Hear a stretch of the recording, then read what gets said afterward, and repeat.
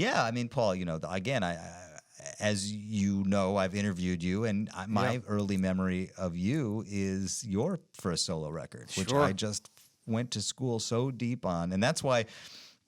At 42, I can finally say we did a session today, and we did. And you're saying it's the first time we've done that. Well, we've worked together on things, overdubbed and stuff, but I don't think we ever did just sit in a room and play. And what's great is it felt so natural. I mean, I had to almost go back and just tell my 16-year-old self, one day you're going to do a session with Paul, and it's not even going to feel like anything. It's just going to feel like the most natural thing in the world. Because I mean, I was such a fan of yours. That's so funny, and I sure remember hanging out with you back in those days.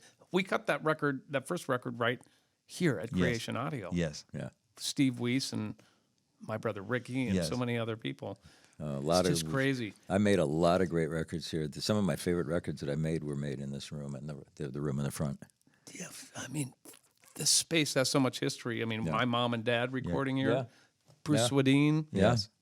But I have a feeling right now in this particular building, and I have a feeling this is what it felt like when you first started working here in the 80s when Steve Weiss was just getting his room set up here, and that there's energy and there's momentum and there's like a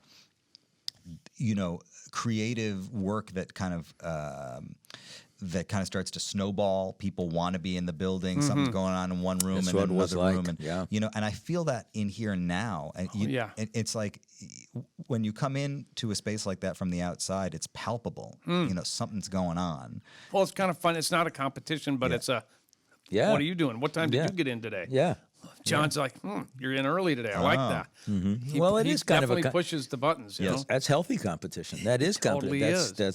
That's the way it's supposed to be, man. In a sense, that is the difference between the father-son dynamic and the brother dynamic. Like, I always thought when you look at these musical families where you've got siblings, there's a more natural competition. When it's with parents, it's not a parent and a child like Ben and I have. It's not competitive. Now, I do think we've worked together so long that we have started to influence one another. I mean, most of my life, I would say I was just heavily influenced by Ben.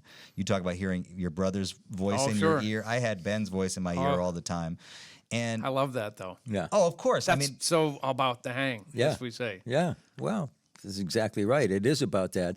And the ability to play with your family is really a special thing. I mean, it's never what it appears to be. It's always, in the spaces. It's in the relationship. It's in the thing between people. It's not what's said so often as what doesn't have to be said, what goes unsaid, and the feeling of being in a room with people.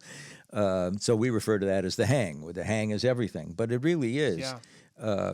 It totally colors everything that happens musically.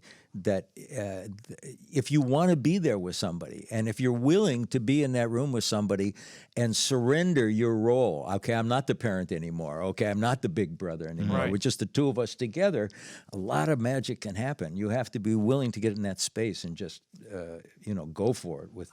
Yeah, I think what you said, Leo, is really true. The difference in the relationship between parent and child, other than brother and brother or brother and sister. Exactly.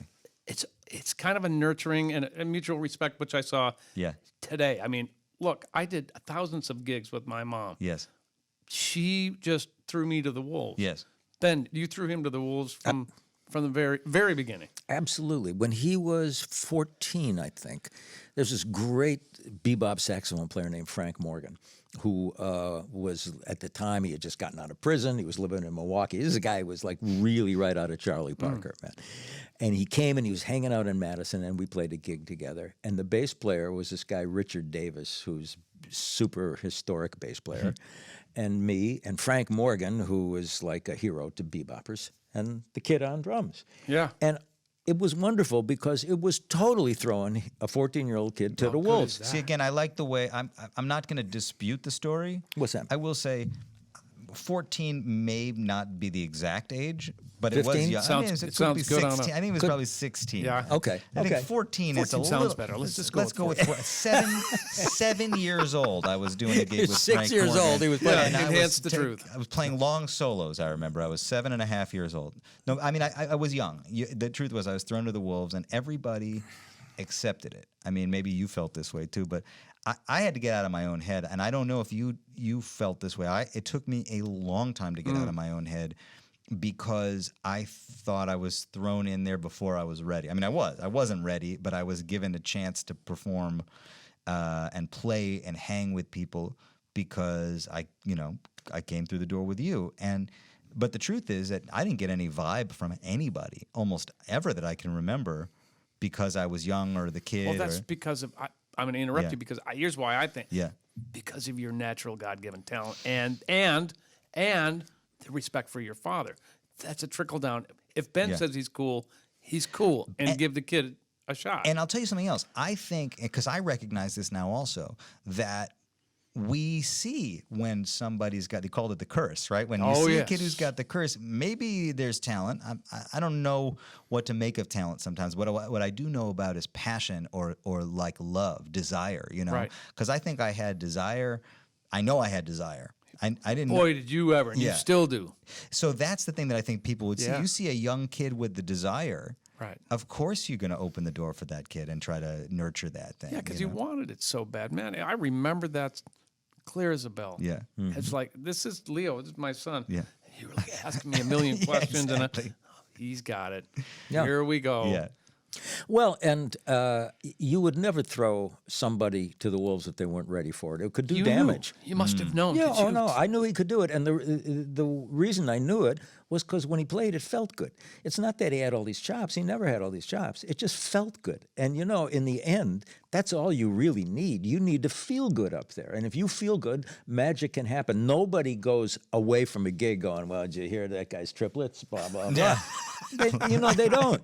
They Right. don't. And so I felt good playing with him. I knew other people felt good playing. So that's it. That's the whole thing. And there's no age limit on that, And you can get guys who've been practicing and they're 50 years old. They might not feel good, Right. So they might have the best chops in the Best world. chops Be like, in the world. oh, no. no.